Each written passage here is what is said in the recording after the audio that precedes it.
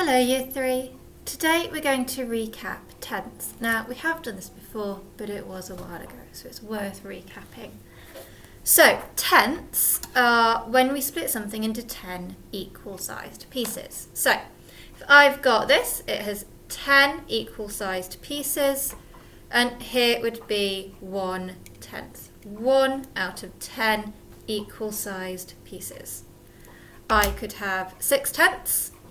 6 out of 10 equal sized pieces. I could have 4/10. 4 out of 10 equal sized pieces. And I can also add them, so 10/10 would make a whole. So if I had 10, 2, 4, 6, 8, 10, I would have 10 equal pieces, okay? And I would have the whole thing. So that means that 10/10 equals a whole. The numerator and denominator are the same, so I have all of it. Now, if I've got a part whole model, okay, like this, and I have got 10/10 in here, and let's say I have got 6/10 in here. With this, I need how many more tenths to make my 6/10 10/10? So if I look at this, I would have got 6, I would need 2, 4 more tenths to make the whole. So 4/10. I get 6/10, add 4/10 equals 10/10.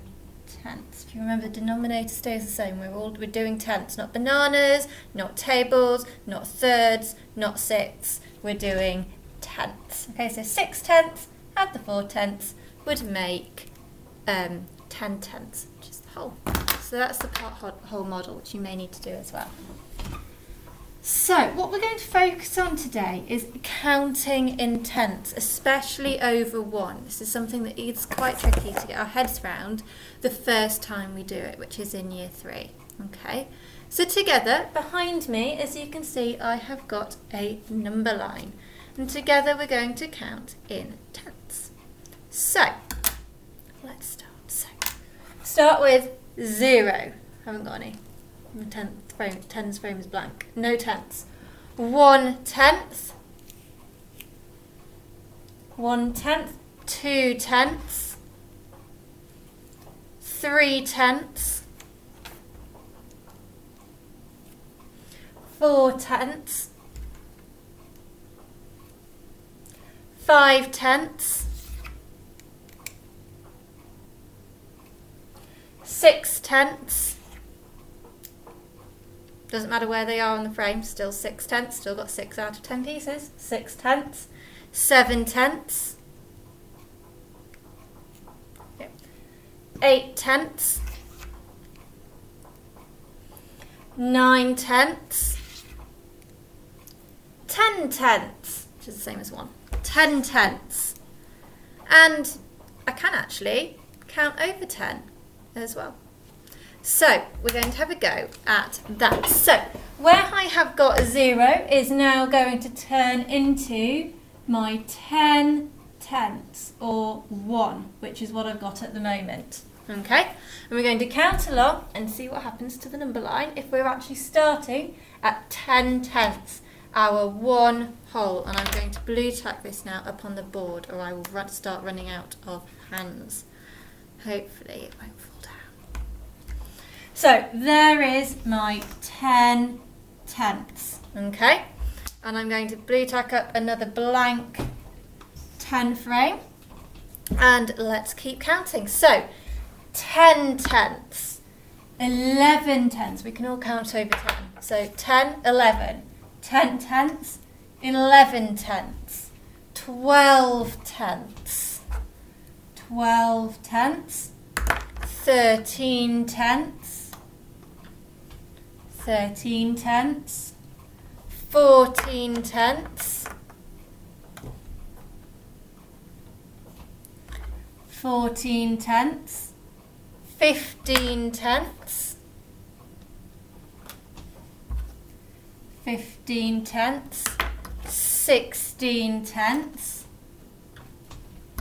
16 tenths, 17 tenths, 17 tenths, 18 tenths,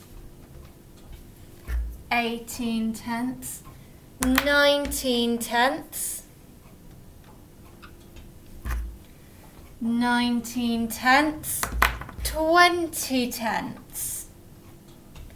There is my 20 tenths, which is the same as 2 wholes. So that is now 2. So you can go over 1. And if we would keep going, we would have 20 tenths, 21 tenths, 22 tenths, 23 tenths, 24 tenths, 25 tenths.